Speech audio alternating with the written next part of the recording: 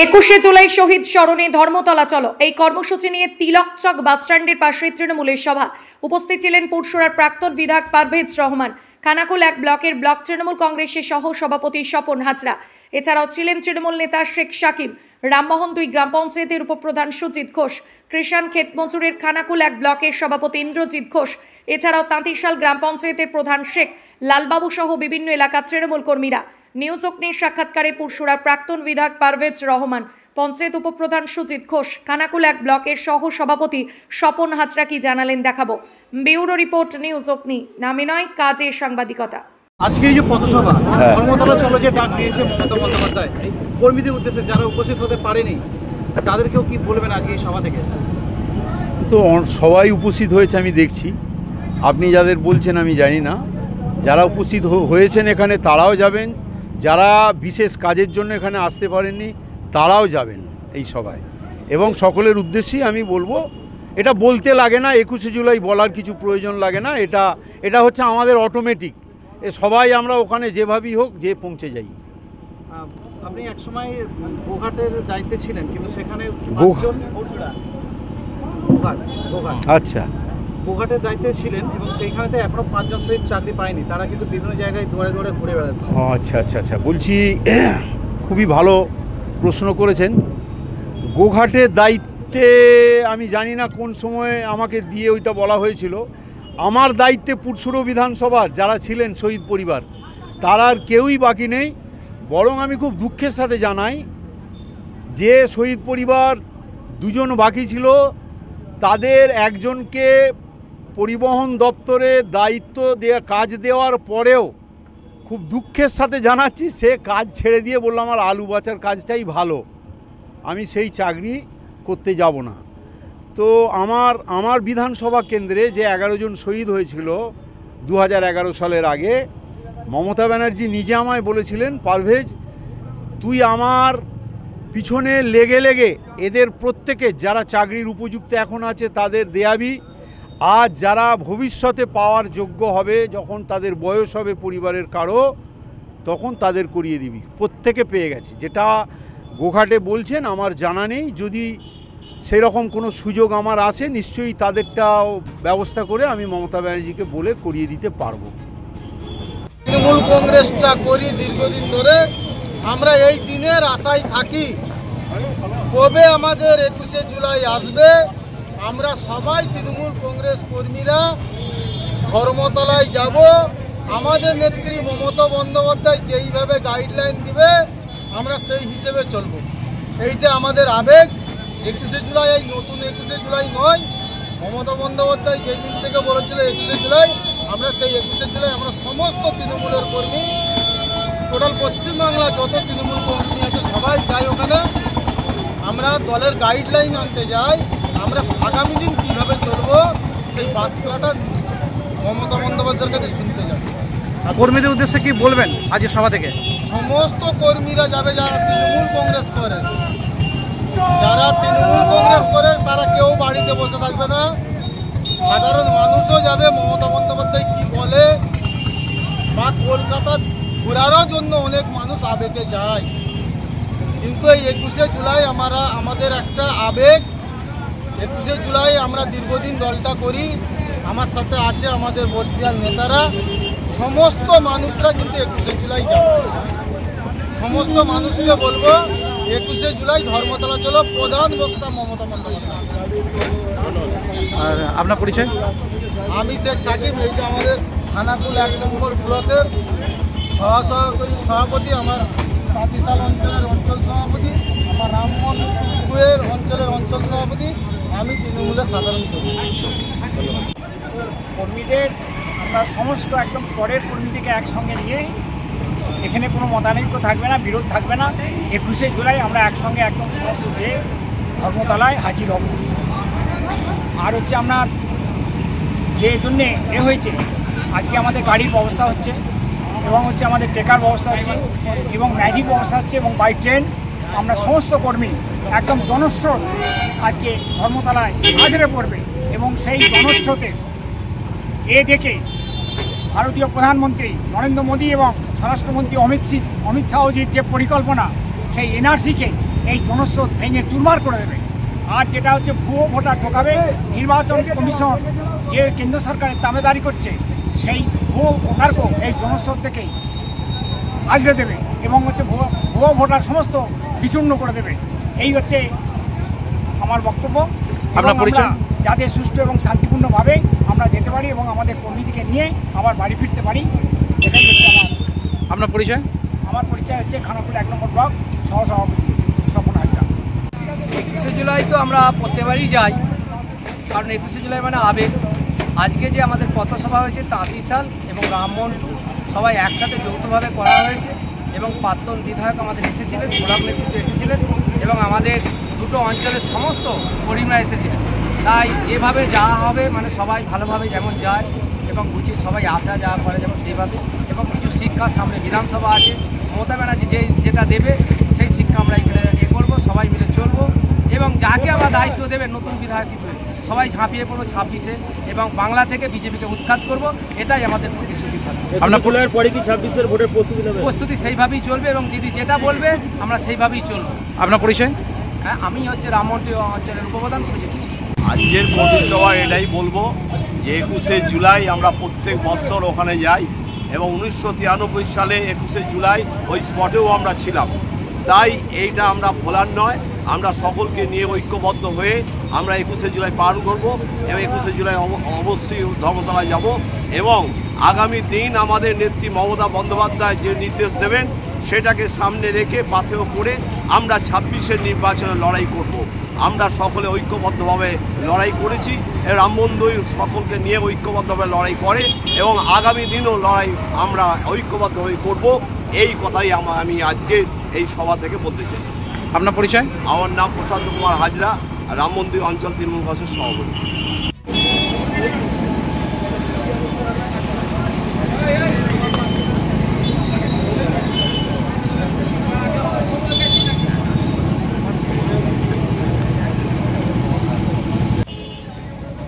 মমতা ব্যানার্জির সেই writers building অভিযান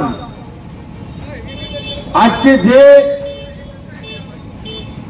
আন্দোলনের ফলে সারা ভারতবর্ষের বুকে আমরা বলতে পারি একমাত্র এইরকম বুক চাপড়ে নো আইডেন্টিটি নো ভোট, অর্থাৎ আধার কার্ড ছাড়া, ভোটার কার্ড ছাড়া, প্যান কার্ড ছাড়া বা আরো অন্যান্য 8-10টা যে সমস্ত পরিচয়পত্র লাগে সেগুলো ছাড়া ভোট কেন্দ্রে গেলে ভোট দেওয়া যায় না। এই লড়াই, এই আন্দোলন শুরু করেছিলেন যিনি, তার নাম মমতা ব্যানার্জি। একটা ছবি নিয়ে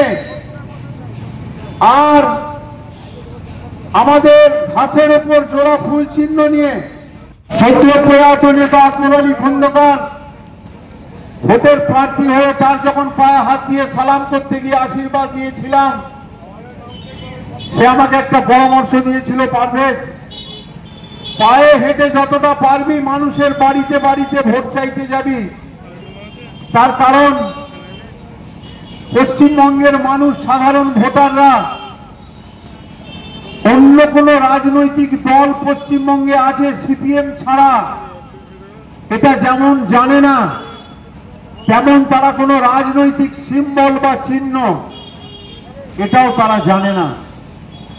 যতটা সম্ভব তুই ভোটারদের বাড়িতে বাড়িতে যাবি, কিছু করতে হবে না, তুই শুধু 50,000 বা 1 লক্ষ হ্যান্ডবিল তৈরি কর, মমতা ব্যানার্জির ছবি বা তোর নাম কিছু দরকার নেই, সেটাই শুধু জোড়া ফুল সিম্বল নিয়ে আর প্রচার গাড়ি যা বেরোবে বা যেখানে যাবি সেই দেশ গায়ে যাত্রা হলে মলম বিক্রি করতে গেলে গাড়ি থেকে যেমন 1 মুঠো কাগজ ছুঁড়ে ফেলে দিত আর আমরা বাচ্চারা সেটা কাড়াকাড়ি করে দৌড়াদৌড়ি করে কাড়াকাড়ি করে নিতাম, বলতে এইরকম করে রাস্তায় ছড়িয়ে ছিটিয়ে দিয়ে আসবি।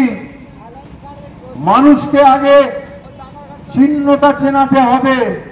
আমার মনে আছে আমি ভোট প্রচারে এসে দুপুর হয়ে গেছে, আমি নিজে প্রার্থী, আর ওই দিক দিয়ে ঘুরে তখন এই দিগরুই ঘাট দিয়ে আসতে পারতাম না। এখানেও এক মোসাহেব বসে থাকতো ওই ঘাটে।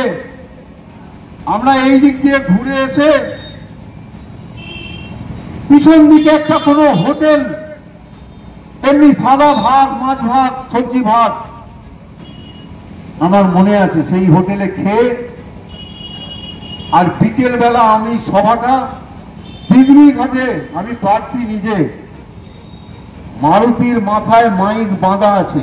তার কারণ দিগরুই ঘাটে মাইক বেঁধে কোন সভা করার বিরোধী কোন রাজনৈতিক দলের কোন পারমিশন ছিল না। সিপিএমের পক্ষ থেকে নিষেধাজ্ঞা জারি করা থাকতো ছিল। তাই আমার নিজের গাড়িতে আমি একটা মাইক বেঁধে দিগরুই ঘাটের উদ্দেশ্যে গেলাম। আমার কাছে দিগরুই ঘাটের কিছু ছেলে পুলে এসে বলল, দাদা তিলক চক থেকে আপনার যাওয়া যাবে না। কেন? বলল তিলক চকে কিছু নেতারা কিছু তাদের সহকর্মীদের নিয়ে, একটা প্রচলিত কথা আছে আপনারা জানেন, হারমাত, তাদের নিয়ে বসে আছে, আপনি ওখান দিয়ে এলে আপনাকে মারধর করা হবে। আমি বললাম আমি একটা রাজনৈতিক দলের প্রার্থী, মারধর করা হলে যদি মেরে না শেষ করে দেয় তাহলে এলাকার মানুষ দেখবে জানি রাজনৈতিক প্রচারে এসেছি। একটা অন্য রাজনৈতিক দলের নেতারা আমাকে মাটিতে ফেলে মেরে দিল বা হাত পা ভেঙে দিল। কিন্তু ভাই আমার উদ্দেশ্য যেটা, আমার লক্ষ্য যেটা, আমি সেই জায়গায় যে আমার সভা 2 মিনিট হলেও আমি বক্তব্য রেখে আসবো। তার কারণ আমার সহকর্মীরা সেখানে বসে আছে। এই 21শে জুলাই উপলক্ষে আজকে আমাদের এখানে যে প্রস্তুতি সভার আয়োজন করা হয়েছে, সেই প্রস্তুতি সভা আমাদের এখনই আরম্ভ হবে। আজকে এই সভা 21শে জুলাই, আজকে আমাদের 1993 সালে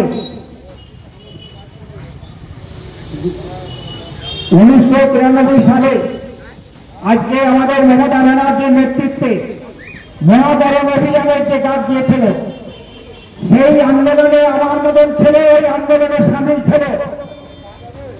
আজকে প্রয়াত মুখ্যমন্ত্রী ঈশ্বর জ্যোতিবাবুর নেতৃত্বে জ্যোতিবাবুর অঙ্গলি হিরাবে আজকে পুলিশকে গুলি চালাতে বলে। সেই পুলিশ আজকে আমাদের তরতাজা যুবক 13 জনের প্রাণহানি হয়। সেই প্রাণহানি হওয়ার পরিপ্রেক্ষিতে সেই স্মরণে প্রতি বছর আমাদের এই 21শে জুলাই আমাদের পালন করা হয়। 21শে জুলাই আজকে আমাদের সবাই কাছে আবেদন, আজকে আমাদের সমস্ত কাজ বেকার যে যেমন পারবে সেই এতে আমাদের আজকে জনস্বে আজকে ধর্মতলায় আজকে করবে। আর আজকে সভা পরিচালনা করার জন্য আমি আশিস মান্নার নাম আমি প্রস্তাব করছি। আশীর্বাদে আমরা মঞ্চে আসার জন্য অনুরোধ করছি। আশীর্বাদে মহাশয়কে যে আয়োজন করেছে তাঁতিশাল গ্রাম পঞ্চায়েতের নেতৃত্ববর্গ এবং বিশেষভাবে আমি ওই অঞ্চলের প্রধান লালবাবুকে আমি অশেষ ধন্যবাদ জানাই।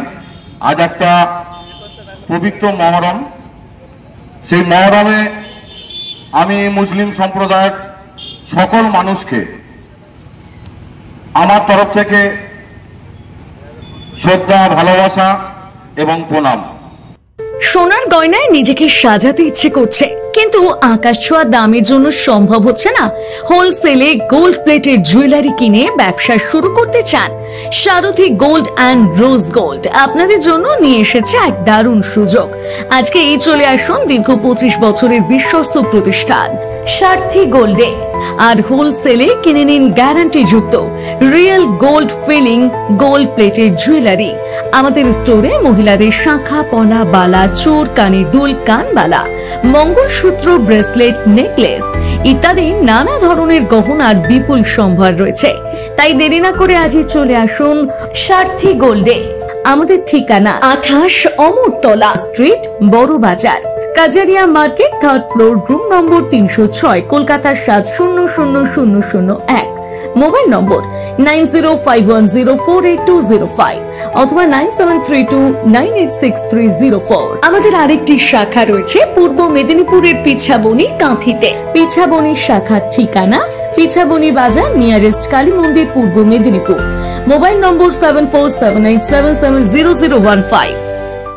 Skylark institute of nursing, Jhikira, Jaipur, Howrah. GNM, BSc nursing training এর অল্প খরচে সেরা বিশ্বস্ত ঠিকানা। যোগাযোগ নাম্বার 9907364440। কমফর্টেবল ম্যাট্রেস মানে RRK ম্যাট্রেস। ওয়ারেন্টি নয়, গ্যারেন্টি দেয় RRK ম্যাট্রেস। এই প্রথম এত উন্নত মানের স্কুল খানাকুলের হেলান বাজারে 2025-26 শিক্ষাবর্ষে শুরু হতে চলেছে Indian number 1 play school, national institute kids zone, CBSE and Kerala model school. 3 বছর থেকে বাচ্চাদের ভর্তি চলছে।